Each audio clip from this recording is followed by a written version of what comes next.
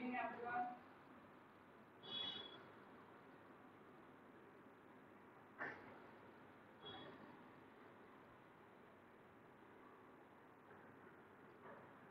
Good evening. एक minute में start करना है।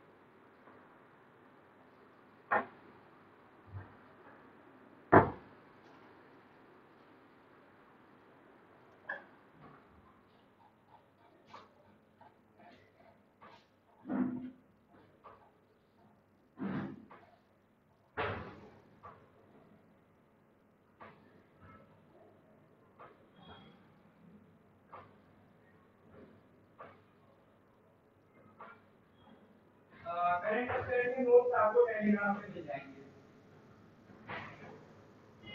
फॉरवर्ड पेज पे भी डालूंगा, फॉरवर्ड पेज पे भी डालूंगा, टेलीग्राम पे भी मिल जाएंगे। दोनों पे ही डालूंगा।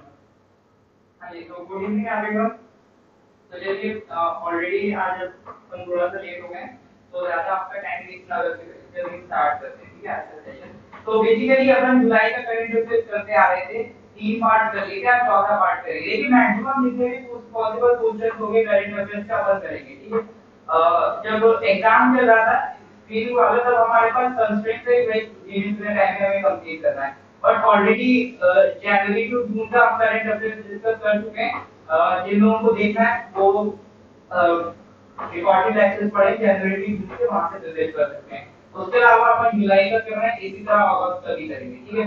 जुलाई अगस्त सितंबर ये करंट अफेयर सीरीज आपका चलता रहेगा, तो उसके लिए परेशान नहीं होना। ऑलराइट, तो स्टार्ट करते हैं फिर।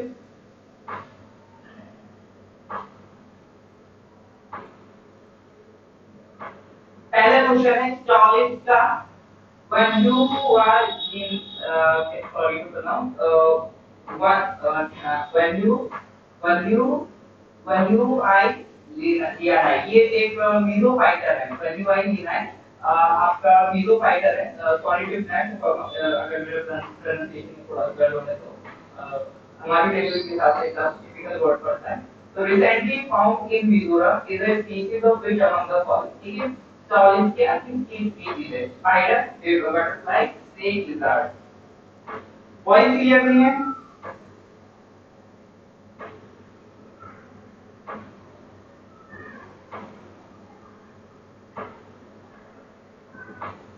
वॉइस क्लियर नहीं है? यस और नो? एक बार मैं चेक करता हूँ।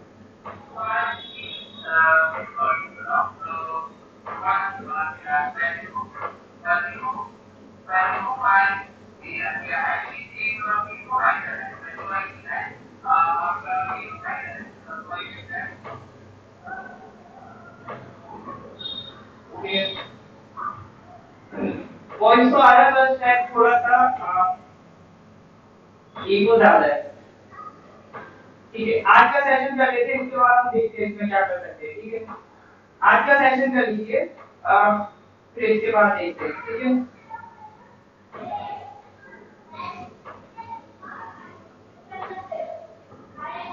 आज का सेशन कर लीजिए। साउंड को थोड़ा सा लो ही रखिएगा आप लोग, ये और इसको ईयरफोन में यूज करा करिए, ठीक है। ईयरफोन में यूज करिए, साउंड को थोड़ा सा आप लो रखिए। इस पे मैं काम देखता हूँ आज क्या गड़बड़ हो रहा है। बाकी तो पूरा सिस्टम वैसे कनेक्ट है जैसे कनेक्ट होता है। एक बार चलिए चेक कर लेता हूँ माइक सही बैठे कि नहीं।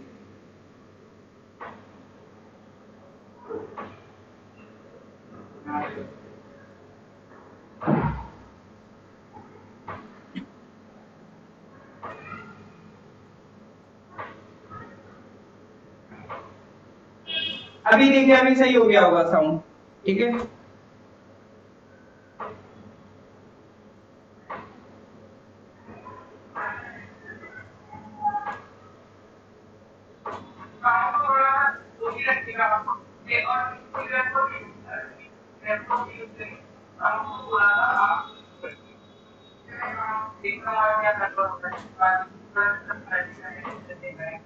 अभी देखिए, अभी मेरे ख्याल से ठीक है, फिर स्टार्ट करते हैं, ठीक है।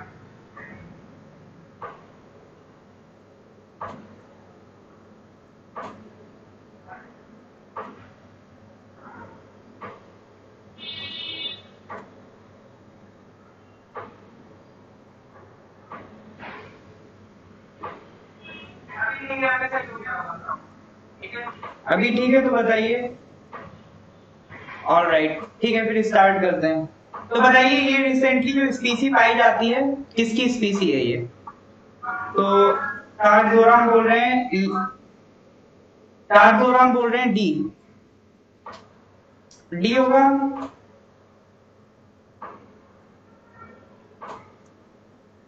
हाँ, वो एक्चुअली थोड़ा सा माइक शायद सही साइड नहीं था, इस वजह से ऐसा हो गया।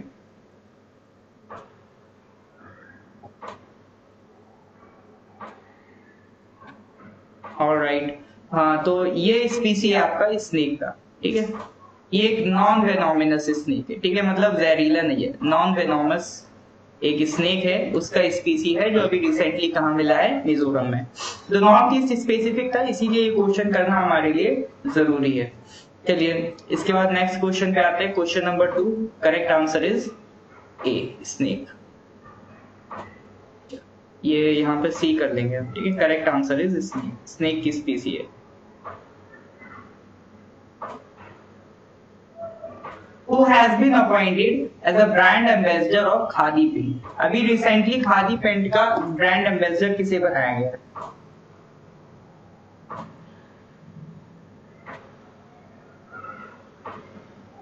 All right. Good evening, everyone. Good evening, Kalsan.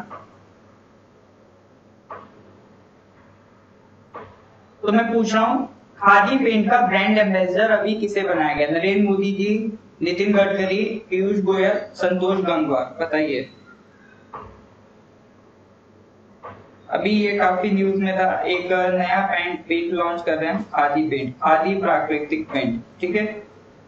ये काऊ डंग से बनता है, काऊ डंग से।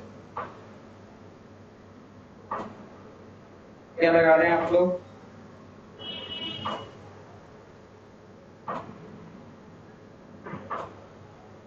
करेक्ट आंसर इज बी, ठीक है, नितिन गडकरी। अभी रिसेंटली नितिन गडकरी एक पेंट लेके आए हैं, इसको प्रमोट कर रहे हैं, काऊ डंग से बनता है, ठीक है। तो काऊ से बनने वाली हर चीज यूज करेंगे। Alright,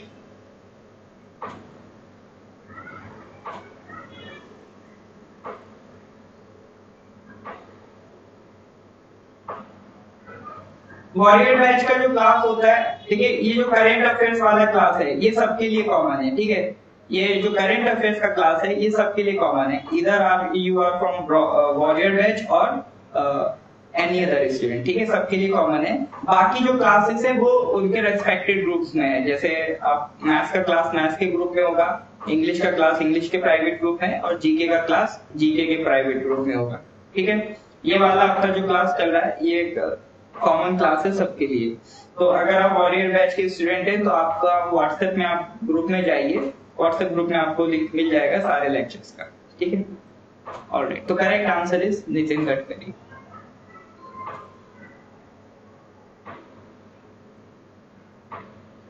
Question number 3, an all-weather high-tech tunnel connecting Kazigund and Banihal in Jammu and Kashmir will be opened soon. What is the length of this tunnel? अभी रिसेंटली एक टनल बन रही है काजीगुंड और बनिहाल इन जम्मू एंड कश्मीर में, तो उसकी लेंथ पूछ रहा है, क्या होगी इस टनल की?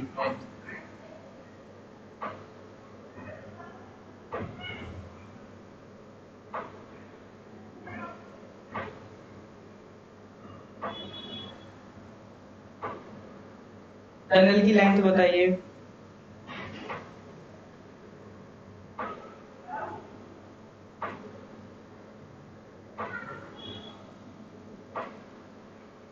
देखिए पीडीएफ को क्या है ना, पीडीएफ को हम टेलीग्राम में तो डाल ही रहे हैं। टेलीग्राम में अपलोड करने का रीजन क्या है, एक बार अपलोड कर देते हैं, आप लेट से भी ज्वाइन करेंगे तो आपको वहां से मिल जाएगी। और वॉरियर ग्रुप में भी हम इसे अपलोड कर देंगे।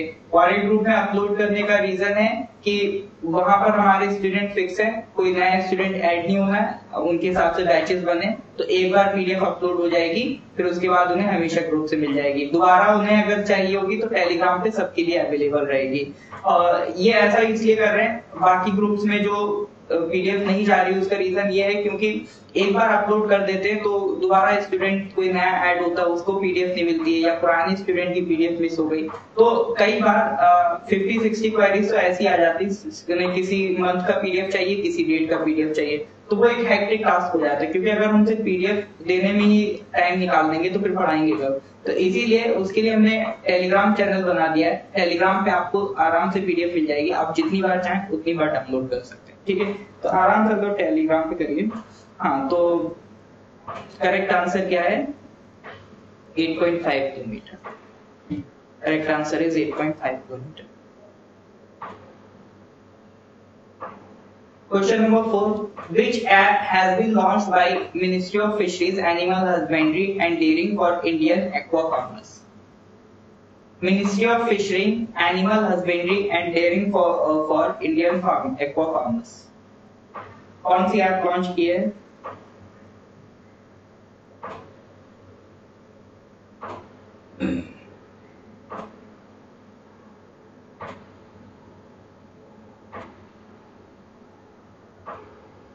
ऐप का नाम बताइए। Good evening weekend. Which app has been launched by, इसको थोड़ा सा और बड़ा कर दूं क्या? आई थिंक सही हो।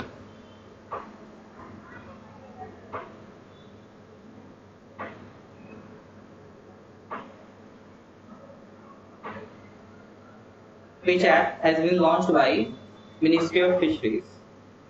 करेक्ट आंसर क्या है? ए और सी। मत्स्य सेतु याद है, ये नहीं याद है पालन लगेगा कि भी।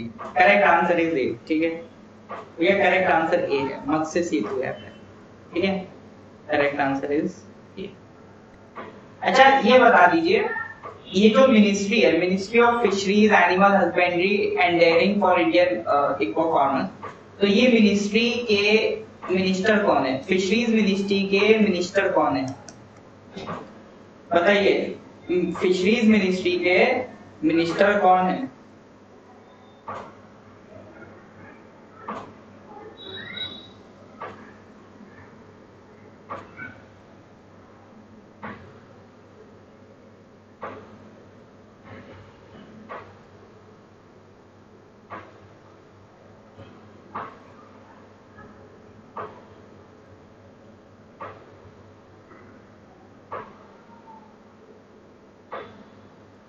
मस्त से तो ऑप्शन ए, बहुत बढ़िया। मैं पूछ रहा हूँ फिशरीज के मंत्री बताइए।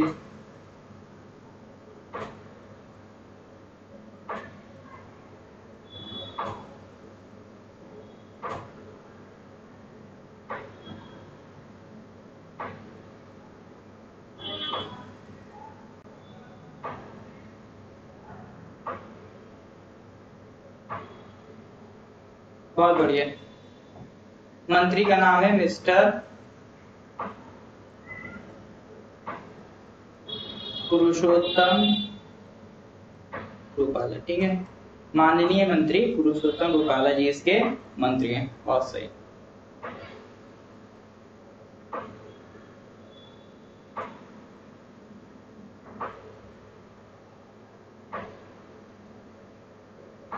Which ministry has been created by the Modi government for realizing the vision of सहकार से समृद्धि? एक स्कीम आई सहकार से समृद्धि, तो कौन सी मिनिस्ट्री रेस्पॉन्सिबल है इस विजन को इम्प्लीमेंट करने के लिए?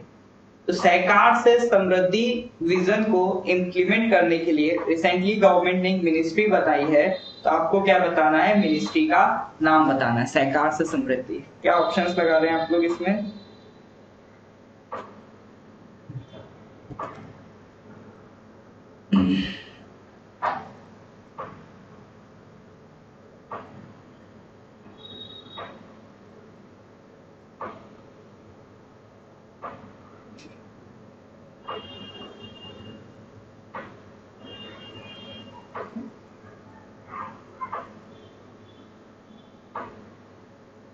मिनिस्ट्री ऑफ कॉर्पोरेशन, पक्का।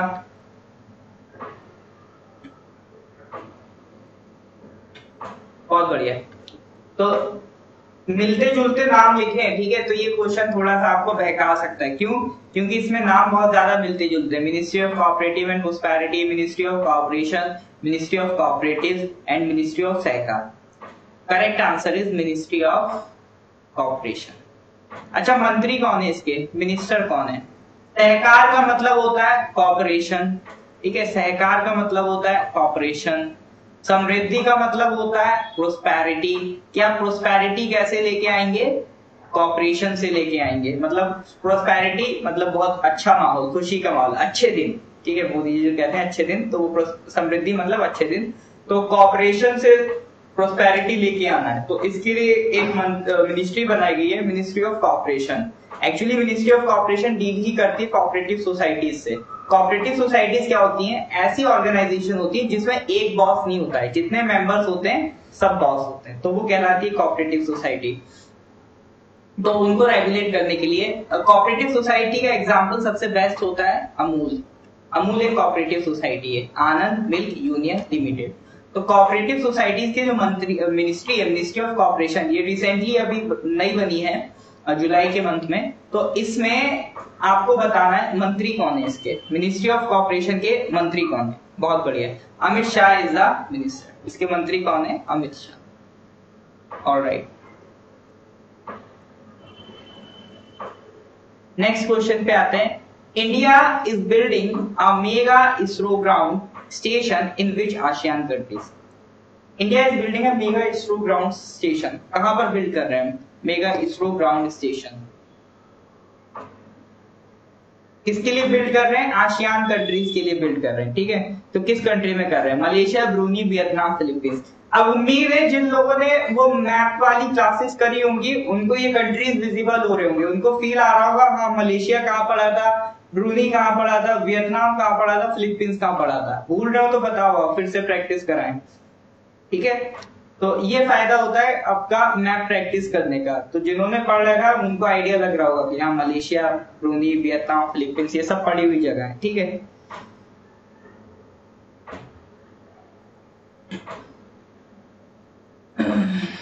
India is building a mega ISRO ground station in which country for ASEAN countries?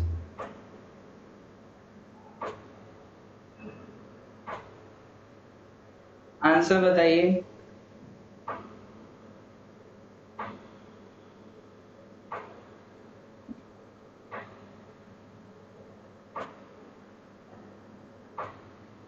Correct answer है वियतनाम, ठीक है।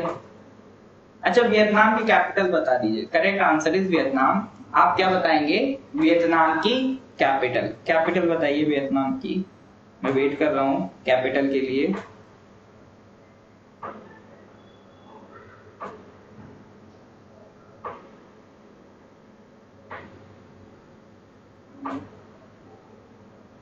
हनोई, बहुत बढ़िया, वेरी गुड।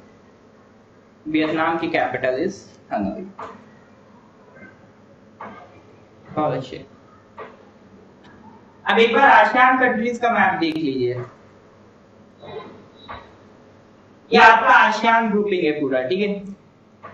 इधर साइड इंडिया अपना, बांग्लादेश देन इंडिया। ये क्या है? म्यांमार, लाओस,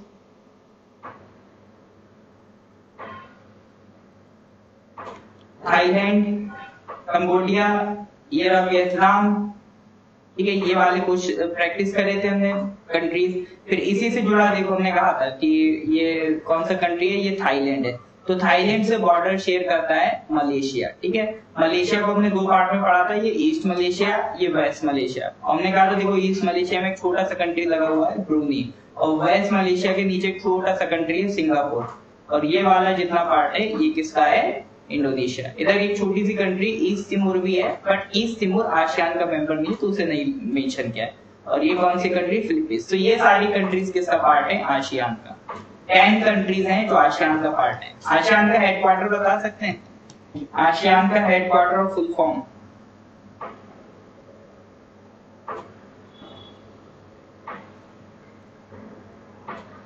नहीं, ईस्ट तिमोर आसियान में नहीं है, ठीक है। आसियान की फुल फॉर्म बता सकते हैं? देखो 10 कंट्रीज होंगी, 10 बैठ रही हैं, 1 2 3 4 5 6 7 8 9 10। हाँ, यही 10 कंट्रीज हैं जो आपका आसियान का मेंबर्स।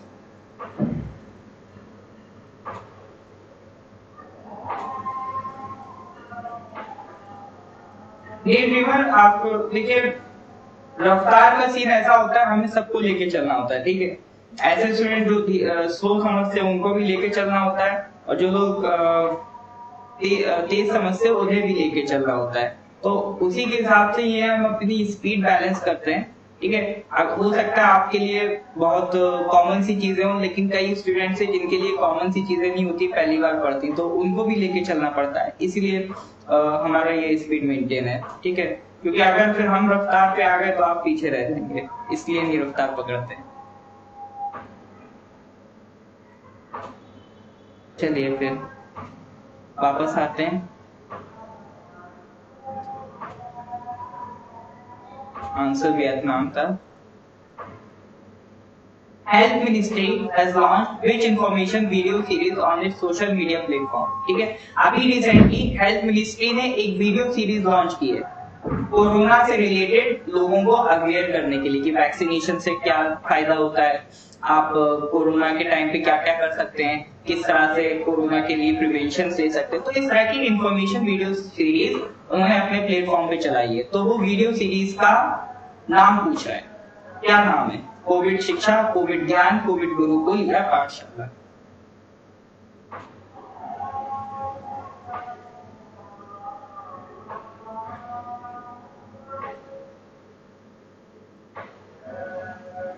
चलिए और बताइए। करेक्ट आंसर नहीं आ रहा है इसका मेरे पास अभी। कोविड ज्ञान। और लोग बताइए। वह मुंडा कह रहे हैं COVID Gurukul.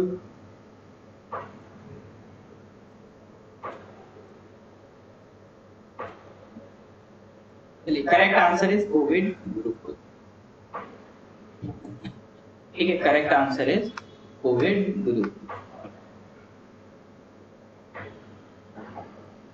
Question number 8, who is the author of the book India to the rescue?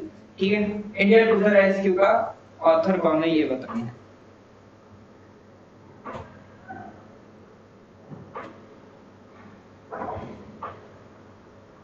India to the rescue का, देखिए बुक्स एंड ऑथर्स के क्वेश्चन बहुत आते हैं, ठीक है, तो उन पे ज्यादा नजर रखनी है। जैसे यूडीसी में तो 2 या 3 क्वेश्चन थे आपका बुक्स एंड ऑथर्स के।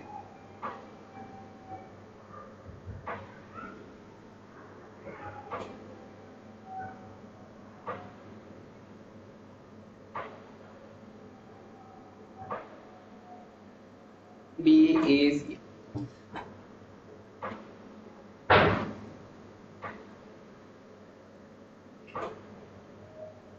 इंडिया टू द रेस्क्यू, ये किताब एक्चुअली 2 लोगों ने लिखी है, एक तो सुशांत सिंह है और एक श्रुति राव, ठीक है। सुशांत सिंह एंड श्रुति राव दोनों मर्ज होके उन्होंने किताब लिखी है India to the rescue. Basically ये किताब डील करती है इंडियन आर्मी के जो ऑपरेशंस हुए थे इन मालदीव 1989 में। मालदीव में मिलिट्री को नहीं, एक ऑर्गेनाइजेशन है, वो मालदीव की सरकार को गिराना चाहती थी, वहां के प्रेसिडेंट को मारना चाहते थे कुछ लोग, कुछ रेबेलियंस थे।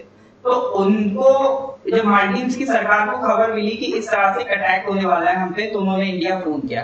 तो इंडिया की तरफ से उस टाइम प्रेसिडेंट थे प्राइम मिनिस्टर थे राजीव गांधी, तो उन्होंने इंडिया की तरफ से इंडियन आर्मी को भेजा मालदीव्स की प्रोटेक्शन के लिए। तो इंडियन आर्मी ने उस ऑपरेशन का नाम दिया था ऑपरेशन कैक्टस, ठीक है। ये भी क्वेश्चन आ सकता है कि ऑपरेशन कैक्टस किससे रिलेटेड है, तो ऑपरेशन कैक्टस रिलेटेड है मालदीव्स के साथ। तो मालदीव्स में इंडियन आर्मी का जो ऑपरेशन था उसे हम क्या कहते हैं? Operation cactus. 1989 में ये ऑपरेशन हुआ था, इसी से रिलेटेड एक किताब बनी है इंडिया टू द रेस्क्यू। ये डील करती है कि उस टाइम आर्मी ने कैसे क्या ऑपरेशन वगैरह किया उसको, तो उससे डील करती है इंडिया टू द रेस्क्यू। तो इंडिया टू द रेस्क्यू किसकी बात करती है? ये बात करती है ऑपरेशन कैक्टस की। कैसे हमने मालदीव्स की सरकार को बचाया था, इसीलिए मालदीव वाले हमारे दोस्त बन के रखे, ठीक है। उन्हें मालूम है मदद के टाइम पे हमने उन्हें मदद करी थी। एक बार उनका वाटर ट्रीटमेंट प्लांट भी खराब हो गया था, वो भी हमने रिपेयर करवाया था, नया लगवाया था। प्लस काफी मालदीव को हम बहुत सपोर्ट करते हैं, तो इसलिए मालदीव भी हमारा एक अच्छा दोस्त है। तो इंडिया टू द रेस्क्यू किससे डील करती है, इसी ऑपरेशन कैक्टस से। चलिए नेक्स्ट क्वेश्चन पे आते हैं। Question number 9, Where is world's third largest cricket stadium being built up? दुनिया का तीसरा सबसे बड़ा स्टेडियम कहाँ बन रहा है?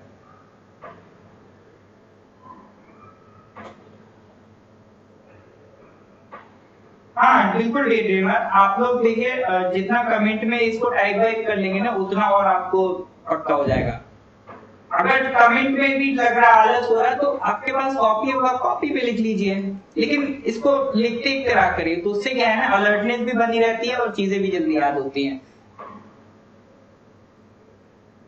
अगर कमेंट में लिखने में आलस आ रहा है तो आप किस पे लिख लेंगे, कॉपी ऑपी, आपके पास कोई कॉपी पड़ी हो, पेन पेपर पड़ा हो, उस पे लिखते रहिए। लोग सोचेंगे, दुनिया सोचेंगे लड़का क्या क्या लिख रहा है, लेकिन आपको लिखते जाना है, ठीक है। लोगों की बातों में नहीं आना है। लोगों का नैरेटिव बहुत तेजी से बदलता है, लोगों का नैरेटिव बहुत तेजी से बदलता है। तो कभी भी लाइफ में लोगों के नैरेटिव के मतलब लोगों के परसेप्शन के बेसिस पे नहीं चलना है कि वो क्या सोचेगा, अपने हिसाब से सोचो। दुनिया तो आपके हिसाब से सोचेगी। जब आप कुछ बन जाएंगे तो जो आप कर देंगे वो सही है। अगर आप ऑफिसर बन के निकलेंगे तो बिल्कुल ऐसा कहेंगे, ये लड़का तो मुझे बचपन से मालूम था कि ये कुछ ना कुछ करेगा। भले ही अभी आपको वो पड़ोसी बिल्कुल भी इज्जत नहीं देता, लेकिन जब ऑफिसर बन जाएंगे तो कहेंगे मेरे को मालूम था तुम एक दिन ऐसा बड़ा काम जरूर कुछ करोगे। तो परसेप्शन बहुत तेजी से चेंज होते हैं, तो उस पर नहीं आना है। चलिए सारे ऑप्शन लगा दिए, लखनऊ लगा दिया, कोटा लगा दिया, इंदौर लगा दिया, बस करेक्ट आंसर ही नहीं लगाया, बाकी सब लगा दिया।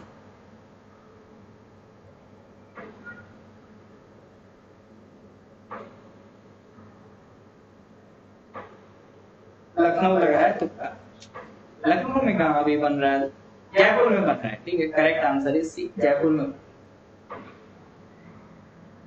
चलिए आगे बढ़ते हैं। Indian Army has named the military firing range located in Gulmarg after which actress? Gulmarg कहाँ है? श्रीनगर में, कश्मीर में। तो किस एक्ट्रेस के नाम पे इंडियन आर्मी ने अपनी मिलिट्री फायरिंग रेंज रखी? मिलिट्री फायरिंग रेंज क्या होता है? एक एरिया होता है जहाँ पर मिलिट्री वाले फायरिंग की प्रैक्टिस करते हैं, ठीक है। गोली चलाने की, जहाँ पे मान के चलिए आर्मी वाले प्रैक्टिस कर रहे हैं, उसको हम क्या कह रहे हैं? Military firing range. तो ये कहाँ लोकेटेड है? गुलमर्ग में। तो किसके नाम पे रखा है, किस एक्ट्रेस के नाम पे, वो पूछ रहा है आपसे। क्या पूछ रहा है? एक्ट्रेस का नाम। बहुत बढ़िया, मुझे लग रहा है मेजॉरिटी को इसका आंसर पड़ा है। ये तो शायद कहीं बॉक्सेस में भी पड़ा होगा कहीं ना कहीं। तो correct answer is Vidya Balan. Vidya Balan actually कुछ टाइम पहले इंडियन आर्मी के एक फेस्टिवल में गई थी, जो यही गुलबर्ग में हुआ था, तो उनके नाम पे रख दिया गया है एक military firing range. Alright, Vidya Balan को तो जानते ही होंगे आप, तो फेमस एक्ट्रेस हैं, नहीं तो गूगल कर लेना, मिल जाएंगे। Who has been awarded the Humboldt Research Award in Economics? Economics में Humboldt Research Award किसको मिला है? अमर्त्य सेन, मोंटेक सिंह आलूवालिया, रघुराम राजन, कौशिक बसु, किसको मिला है?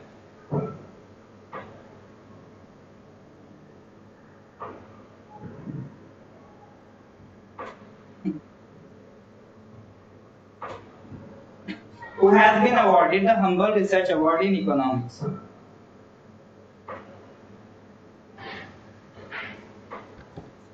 देखिए इकोनॉमिक्स में अमर्त्य सेन के अलावा और भी लोग हैं, दो तो आपने नाम सुना ही होंगे, अमर्त्य सेन, रघुराम राजन। और कोई बताइए।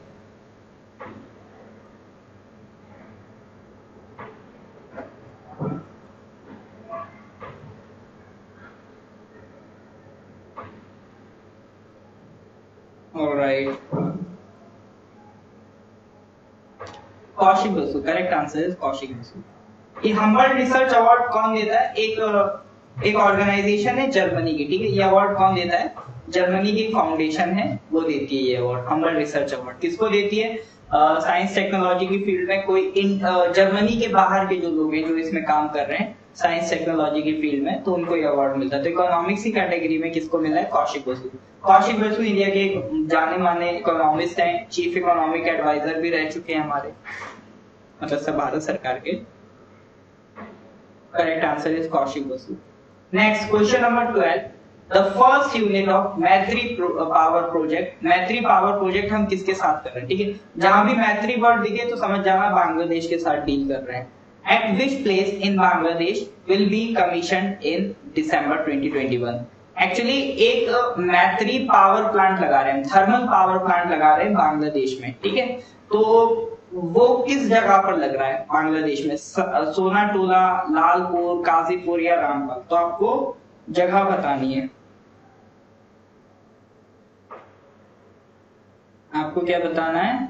जगह बतानी है।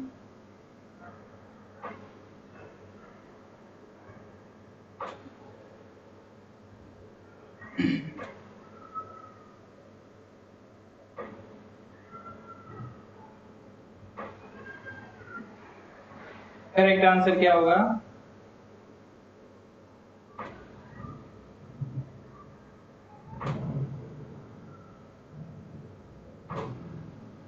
करेक्ट आंसर काजीपुर, लालपुर, बताइए।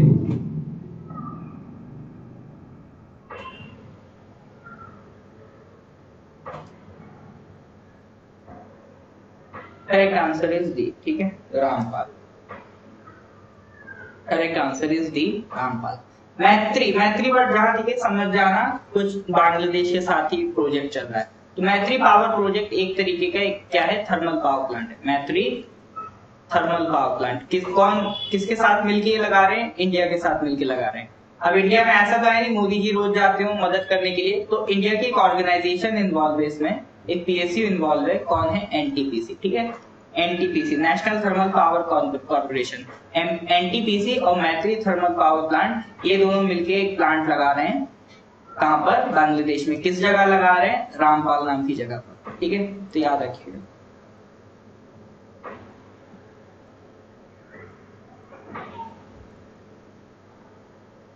Question number 30, name the Indian chess player who has won, या वॉन वर्ड और आएगा, Serbia open chess championship 2021 in Belgrade. Belgrade में किस इंडियन चेस प्लेयर ने सर्बिया ओपन चेस चैंपियनशिप जीती है? ये आपको बताइए।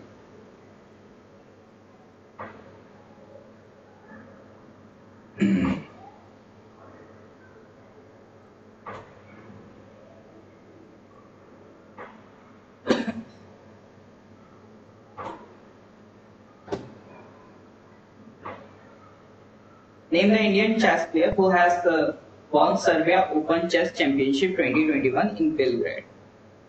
निहाल Sarin, Raunak Sadhwani, Girish Kaushik, D Gukesh. Correct answer बताना।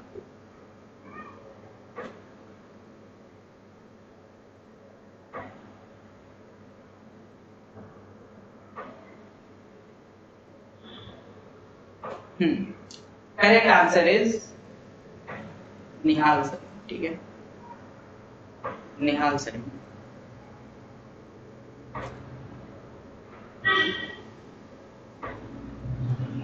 बेलग्रेड जो है वो सर्बिया की कैपिटल है, ठीक है। ए में तुक्का सही बैठ गया आपका, तो देखा, मुबारक हो। Nihal Sarin is the correct answer. Who is the author of the book operation Khukri? एक किताब लिखी जा रही है ऑपरेशन खुकरी, तो उसका ऑथर पूछ रहा है कौन है? राजपाल पूनिया, अमरदीप सिंह बिंडर, राज शुक्ला या अजय सिंह?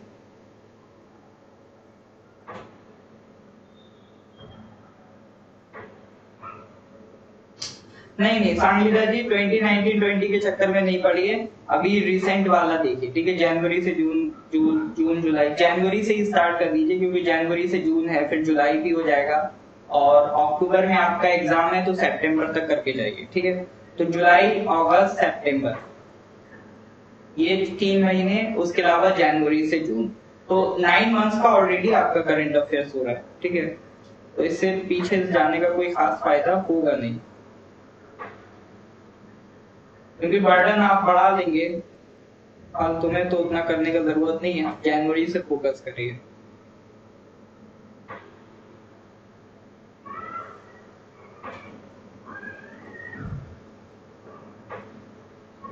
राजपाल पूनिया, हाँ जी, मेजर जनरल राजपाल पूनिया ने लिखी है किताब। ऑपरेशन खुफरी बेसिकली डील करता है इंडियन डिफेंस फोर्सेस के जो मिशन होते हैं, क्योंकि हमारी जो फोर्स है वो कहाँ जाती है as a peace keeping force. India दुनिया की सबसे बड़ी पीस कीपिंग फोर्स प्रोवाइड करता है to the United Nation. United Nation को हमारी फोर्स जाती है, उसको क्या कहते हैं, पीस कीपिंग फोर्स। एक और नाम है ब्लू बैरेट्स। ब्लू बैरेट्स क्यों कहते हैं, क्योंकि ये लोग एक कैप पहनते हैं। बैरेट एक कैप होती है जो आर्मी ऑफिसर्स पहनते हैं। जो आर्मी में जो आपका स्पेशल कमांडोज होते हैं, स्पेशल फोर्सेस होती है, उनको मरून बैरेट मिलता है। बहुत बड़ी चीज होती है किसी के लिए मरून बैरेट को अचीव करना। अगर आप लोग कोई आर्मी वगैरह से लिंक होगा तो आपको पता होगा मरून बैरेट कितना बड़ा प्राइड का मोमेंट होता है किसी भी आर्मी ऑफिसर के लिए। तो इसी तरह से जो लोग पीस कीपिंग मिशन पे जाते हैं उनको ब्लू बैरेट्स देते हैं, तो इसीलिए उनको ब्लू बैरेट्स भी कहा जाता है या ब्लू बैरेट ऑफिसर्स भी कहा जाता है। तो बेसिकली इनका काम क्या होता है, किसी एक कंट्री में पीस कीपिंग मिशन को संभालना। तो वेस्ट अफ्रीका में एक जगह है सियारा लियोनी वेस्ट अफ्रीका में जगह है। वहां पर कुछ इश्यूज थे, वहां पर कुछ उथल पुथल थी, उसको सुधारने के लिए इंडिया की फोर्सेस गई थी। तो उसी को कहते हैं ऑपरेशन खुफरी, और उसी पे जो किताब बनी है वो किसने लिखी है, राजपाल पूनिया ने लिखी है। ठीक है, ऑपरेशन खुफरी याद रखेंगे किससे रिलेटेड है, इंडिया के पीस कीपिंग मिशन से रिलेटेड है जो हम यूनाइटेड नेशंस के साथ करते हैं। ऑल गुड, आगे बढ़ते हैं। Which social media platform has launched the newsletter product bulletin? मतलब एक न्यूज चैनल टाइप का मान सकते हैं, न्यूज़लेटर प्रोडक्ट बुलेटिन किस सोशल मीडिया प्लेटफॉर्म ने लॉन्च करा, इंस्टाग्राम, फेसबुक, ट्विटर या टेलीग्राम? बिल्कुल नहीं भूलना है, ठीक है, बिल्कुल नहीं भूलना है, ठीक है, ठीक है। इसीलिए थोड़ा सा स्लो भी रखता हूं, क्योंकि अगर मैं बहुत तेजी से करके निकल जाऊंगा तो मेरे कराने में और आपको खुद से करने में कोई खास फर्क नहीं होगा। मैं फोकस इसीलिए देता हूं ताकि आप थोड़ा सुने और सुनने के बाद आपकी वो चीजें धीरे धीरे दिमाग में बैठ जाए, ठीक है। बस उसके लिए जरूरी आप अपनी तरफ से अलर्ट रहें, ठीक है। तो चाय, नाश्ता, पानी, जो भी आपको बढ़िया लगता है, जो भी बढ़िया लगता है, ठीक है, कोई वो नहीं है, रोक टोक नहीं है, क्योंकि आप कोई ऑर्गेनाइज क्लास में तो नहीं है, आप अपने घर पे हैं, तो आप पूरे आजाद हैं, जो आपको करना है आप घर पे कर सकते हैं। तो चाय, नाश्ता, पानी सब लेके बैठिए और आराम से क्लास करिए, ठीक है, और आंसर दीजिए। सब लगा दो, टेलीग्राम भी लगा दिया, इंस्टाग्राम भी लगा, कहाँ देख लिया टेलीग्राम पे न्यूज बुलेटिन। फेसबुक नहीं चलाते हैं, फेसबुक ने लॉन्च किया, ठीक है, बुलेटिन। अच्छा, फेसबुक का सीईओ कौन है, फेसबुक का सीईओ कौन है, मालिक कौन है फेसबुक का?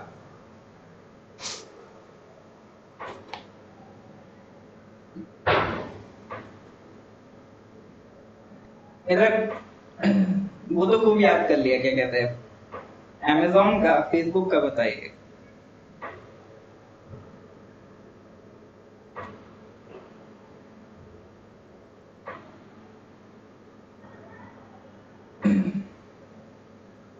बहुत बढ़िया,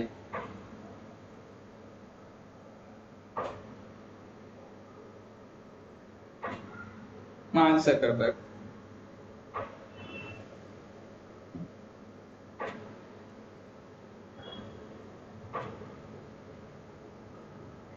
Question number 16. The Defense Ministry has implemented this system for automation of sanction and disbursement of defense pension. ठीक है। अच्छा, इस बार मैंने पीडीएफ में क्या करा, जैसे पहले मैं पीडीएफ में आंसर को बोल्ड कर देता था, तो इस बार बोल्ड नहीं करा है। आंसर को आप देख पा रहे हैं, जैसे ये इधर आंसर को अलग से मार्क कर दिया अगली स्लाइड में। तो उससे होगा क्या, जैसे कई लोग हैं जिनको नहीं, वो नहीं चाह रहे थे कि आंसर उन्हें उसी क्वेश्चन के पास मिल जाए, तो उनके लिए ये अरेंजमेंट करा गया, ठीक है। आपका हर किसी का क्वेरी का हम ध्यान रखेंगे, बस थोड़ा सा पेशेंस रखिए, सबकी क्वेरी को हम सॉल्व करते हैं। The Defense Ministry has implemented this system for automation of sanction and disbursement of defense pension. बताइए।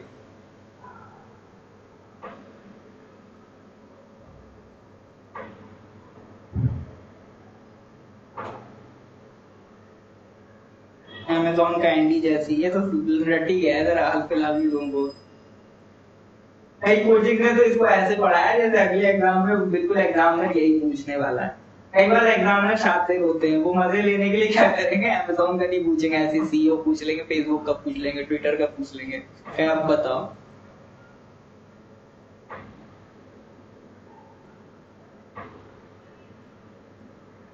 ऑलराइट,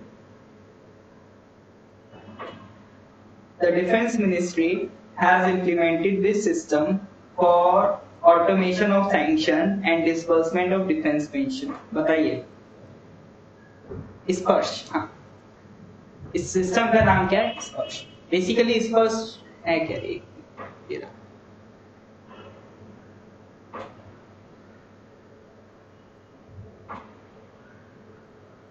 ये स्पर्श क्या है? तो मिनिस्ट्री ऑफ डिफेंस ने सिस्टम इंप्लीमेंट किया स्पर्श। स्पर्श बोले तो सिस्टम फॉर पेंशन एडमिनिस्ट्रेशन, ठीक है, पेंशन एडमिनिस्ट्रेशन का सिस्टम है। और इसमें याद रखिएगा, स्पर्श की फुल फॉर्म आपको याद नहीं रखती, मतलब ये बहुत चांसेस कम है कि स्पर्श की फुल फॉर्म पूछ रहा हूं। बेसिकली इतना याद रखना, स्पर्श जो सिस्टम है किससे डील करता है? मिनिस्ट्री ऑफ डिफेंस से डील करता है, ठीक है, मिनिस्ट्री ऑफ डिफेंस से डील करता है स्पर्श। जबरदस्ती चीजें नहीं याद करनी है, ठीक है, अपने आपको यूटिलाइज करना है, हरास नहीं करना है। ऑलराइट, चलिए आगे बढ़ते हैं, नेक्स्ट क्वेश्चन पे आते हैं।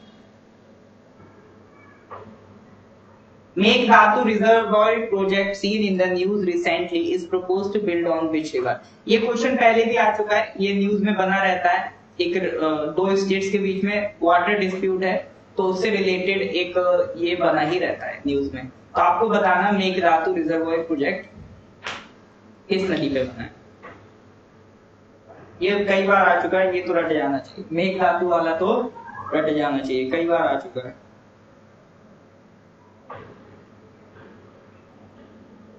बताइए करेक्ट आंसर।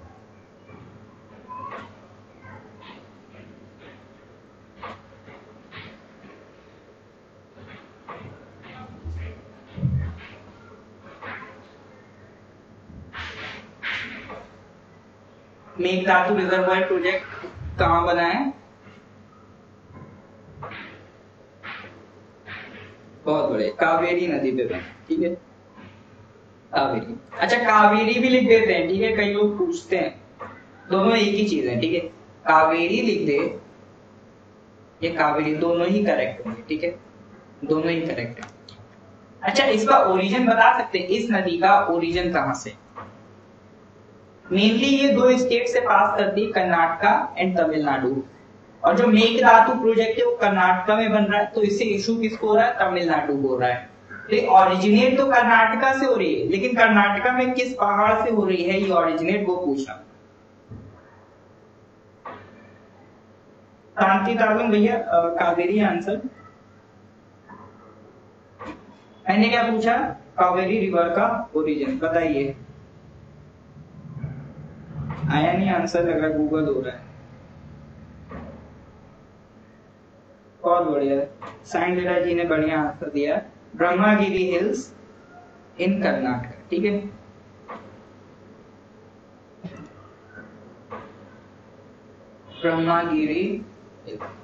ब्रह्मागिरी हिल्स कहाँ मिलेंगी? कर्नाटका में मिलेंगी। तो मेघधातु रिजर्वॉयर प्रोजेक्ट कहाँ है आपका? कर्नाटका में, ठीक है। किस नदी पे है? कावेरी नदी। ये क्वेश्चन कई बार आ चुका है, इसलिए क्योंकि ये इंपॉर्टेंट है, इसको अच्छे से करके जाइए, ठीक है, याद रखिएगा। अच्छा, कावेरी किधर गिरती है? ईस्ट फ्लोइंग रिवर में आएगी या वेस्ट फ्लोइंग रिवर में आएगी? बताइए। कावेरी ईस्ट फ्लोइंग रिवर है या वेस्ट फ्लोइंग रिवर है? ये ईस्ट फ्लोइंग रिवर है या वेस्ट फ्लोइंग रिवर है?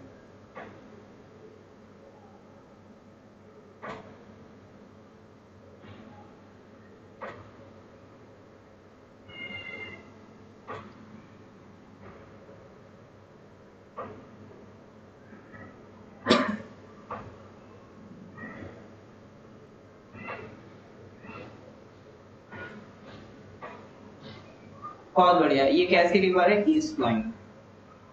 इधर कुछ कर्नाटका से निकली, तमिलनाडु होते हुए ये इंडिया के ईस्ट कोस्ट पे जाके गिर गई। ठीक है, जो ईस्ट साइड जाती हैं उनको कहते हैं ईस्ट फ्लोइंग रिवर, जो वेस्ट साइड जाती हैं उनको कहते हैं west flowing river.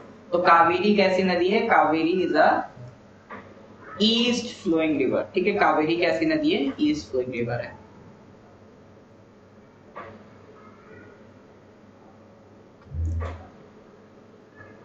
Question number 18, India's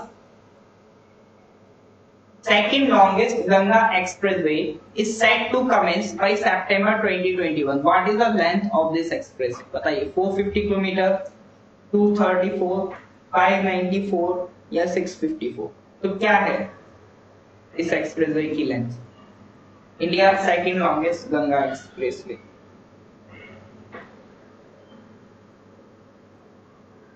हाँ, ईस्ट फ्लोइंग रिवर किधर गिर रही है? बे ऑफ बंगाल। गंगा एक्सप्रेसवे की लेंथ कितनी है?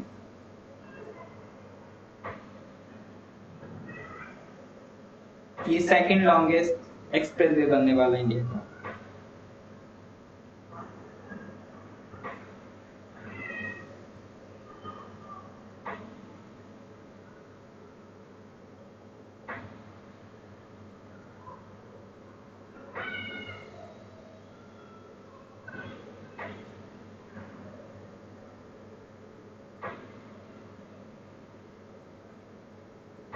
बताइए, जल्दी बताइए।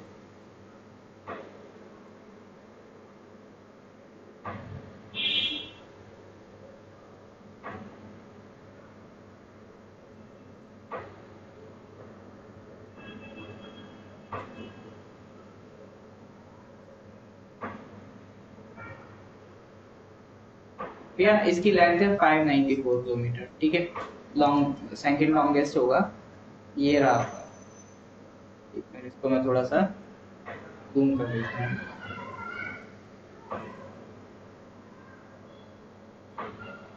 ये गंगा एक्सप्रेस वे। ठीक है, तो बेसिकली ये कहां से कहां तक जाएगा? गंगा नदी के किनारे से जा रहा है तो गंगा एक्सप्रेस वे नाम है।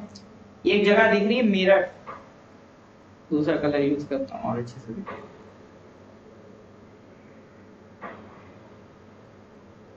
ये मेरठ है, ये इधर प्रयागराज। ठीक है, मेरठ से प्रयागराज कनेक्ट कर देगा।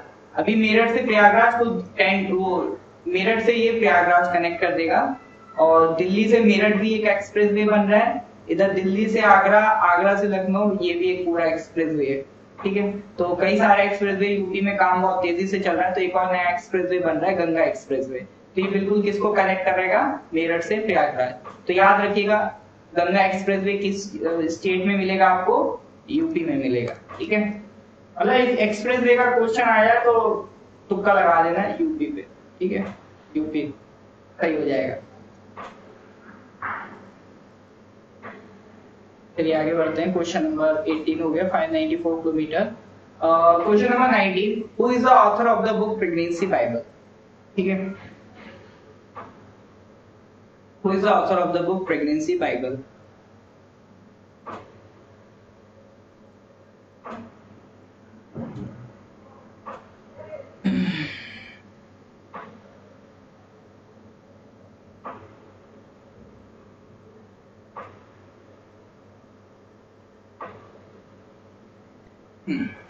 करीना कपूर। इस तरह के क्वेश्चन आए चांसेस कम है, बट फिर भी कोशिश करें ज्यादा से ज्यादा वैरायटी हम कवर करने की।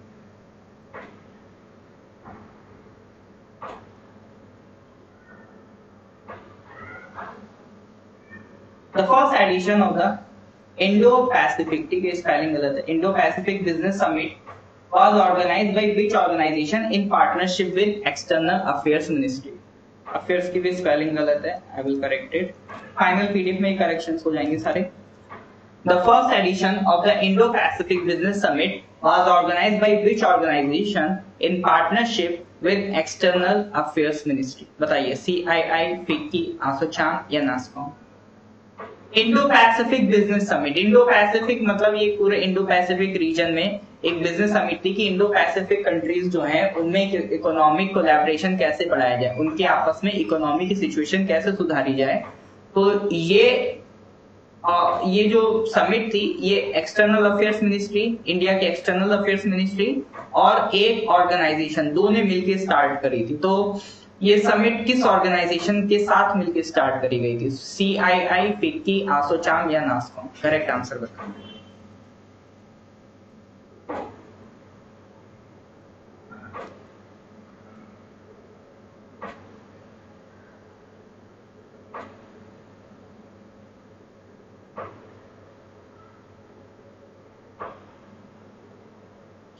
बताइए करेक्ट आंसर के लिए किसके साथ मिलके हुई थी ये?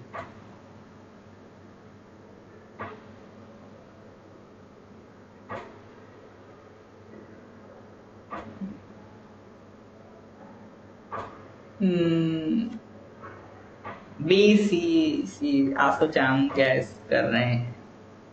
अच्छा ये पता है इंडो पैसिफिक रीजन क्या होता है? इंडो पैसिफिक ये होता है इंडो पैसिफिक। ये इंडियन ओशियन है, ये पैसिफिक ओशियन है। तो इंडियन ओशियन और पैसिफिक ओशियन से जुड़ी हुई कंट्रीज को हम क्या कह देते हैं? Indo Pacific. जैसे बेसिकली ये अपना पूरा एशिया वाला इधर पोर्शन आ गया, कुछ ये इधर ये ओमान, ये यमन और ओमान आ गए। अब आपको फील आ रहा होगा थोड़ा, जिन्होंने भी पढ़ा होगा ये फील आ रहा होगा, जिन्होंने मैप्स पढ़े होंगे, मैप्स वाली क्लास करी थी उन्हें फील आ रहा होगा। ये इधर नीचे इंडोनेशिया, ऊपर मलेशिया, फिर इधर आपका फिलीपींस है ना, और ये ऑस्ट्रेलिया है, इसको भी कभी पढ़ेंगे। तो ये जो पूरा रीजन है इंडियन ओशन और पैसिफिक ओशन के बीच में, ये देखो ये अपने जापान है, ठीक है जापान। तो ये सारा रीजन, ये क्या है? ये यूएसए, ठीक है। ये क्या है? ये यूएसए। तो ये सारा जो रीजन है ये किस में आता है? ये आपका इंडो पैसिफिक में आता है, ठीक है। ये सारा रीजन किस में आता है? Indo Pacific. तो इन सारे कंट्रीज में आपस में एक डिसीजन हुआ कि इकोनॉमी को इम्प्रूव करा जाए, आपस में दोस्ती बढ़ाई जाए। तो उसके रिगार्डिंग एक समिट ऑर्गेनाइज की गई जिससे हमने कहा इंडो पैसिफिक बिजनेस समिट। तो इसमें कौन कौन इन्वॉल्व था? एक्सटर्नल अफेयर्स मिनिस्ट्री और दूसरा ऑर्गेनाइजेशन था CII। तो correct answer is CII। CII क्या है? ये है CII, confederation of Indian industry, ठीक है, कॉन्फेडरेशन ऑफ इंडियन इंडस्ट्री। तो बेसिकली ये कैसी ऑर्गेनाइजेशन है? Non government, not for profit, industry led and industry manage organisation है। इसमें कई सारे प्राइवेट कंपनीज और पब्लिक सेक्टर कंपनीज, कई सारे MNCs वगैरह मिलके एक ग्रुप बन गया है। मतलब इंडिया के जो बड़े बड़े बिजनेसमैन उन्होंने मिलके ग्रुप बना लिया, उसे क्या कहते हैं? Confederation of Indian industry, CII। तो CII और एक्सटर्नल अफेयर्स मिनिस्ट्री ने मिलके ये बिजनेस समिट कराई थी जिसे हम कह रहे हैं इंडो पैसिफिक बिजनेस समिट, ठीक है। तो ये आज हमारे 20 क्वेश्चंस कंप्लीट होते हैं। जब भी हम ऐसी करंट अफेयर्स के करेंगे तो 2020 का क्वेश्चन डिस्कशन चलता रहेगा, क्योंकि अभी हमारे पास एनफ टाइम है, क्योंकि जुलाई अभी जस्ट खत्म हुआ है, तो अगस्त का करंट अफेयर्स अपडेट होने में टाइम लगेगा। तब तक हम जुलाई का कंप्लीट करेंगे, ठीक है। तो बाकी देखिए ध्यान इस चीज का रखना है, रिवीजन रेगुलर करना है, होमवर्क बिल्कुल नहीं छोड़ने हैं अपने। और अगर लेक्चर अच्छा लगे तो प्लीज इसको लाइक कर दीजिए, ज्यादा से ज्यादा हो सके तो इसको शेयर करने की कोशिश कीजिए, ताकि और भी लोगों तक ये हमारा इनिशिएटिव पहुंच पाए। अब आपको क्या करना है? आपको PDF टेलीग्राम पे तो मिल ही जाएगी, उस पे जाके आराम से एनालाइज करिए क्या क्या आज आपने हो सकता है कुछ गलतियां की हो, उनको पकड़िए। उसके अलावा रिवीजन मत छोड़िए। मैं हमेशा कहता हूँ revision is the key. Revision कैसे करना है? रिकॉल करना है। जैसे ये सारे क्वेश्चंस अगर आपने डिस्कस कर लिए हैं तो आप कॉपी, अब आपको क्या करना है? अब बिना आंसर देंगे, ठीक है, याद करना। जैसे क्वेश्चन पढ़ा फिर रिकॉल करिए क्या आंसर था इसका। तो इंडो पैसिफिक बिजनेस समिट किसने ऑर्गेनाइज कराई थी, क्या आंसर, ठीक है, पहली चीज। और कई बार क्या होता है बड़े बड़े क्वेश्चन देख के हम डर जाते हैं, तो मैं ये थोड़ा बताना चाहूंगा, उनको तोड़ने की कोशिश करिए, चीजें अपने आप आसान हो जाएंगी। कैसे? जैसे आपने सबसे पहले पढ़ा फर्स्ट एडिशन, मतलब पहली बार हो रहा है कुछ, क्या हो रहा है? Indo Pacific business summit. तो सबसे पहले तो आप ये पढ़ लीजिए कि ये इंडो पैसिफिक बिजनेस समिट क्या है। ये मैं तब बता रहा हूँ जब आपके पास कोई और सोर्स नहीं, आपको खुद से कैसे पढ़नी होती चीजें। तो सबसे पहले क्या पढ़ लिया? इंडो पैसिफिक बिजनेस समिट पढ़ लिया, ठीक है। इंडो पैसिफिक बिजनेस समिट पढ़ लिया ना, आपको आइडिया लग जाएगा क्या चल रहा है। फिर वो कहेंगे कि इंडो पैसिफिक कंट्रीज का एक ग्रुप है, अब आपको डाउट आएगा इंडो पैसिफिक कंट्रीज कौन है, तो आपने गूगल कर लिया इंडो पैसिफिक कंट्रीज, तो आपको आइडिया लग जाएगा अच्छा ये कंट्रीज इंडो पैसिफिक कंट्रीज।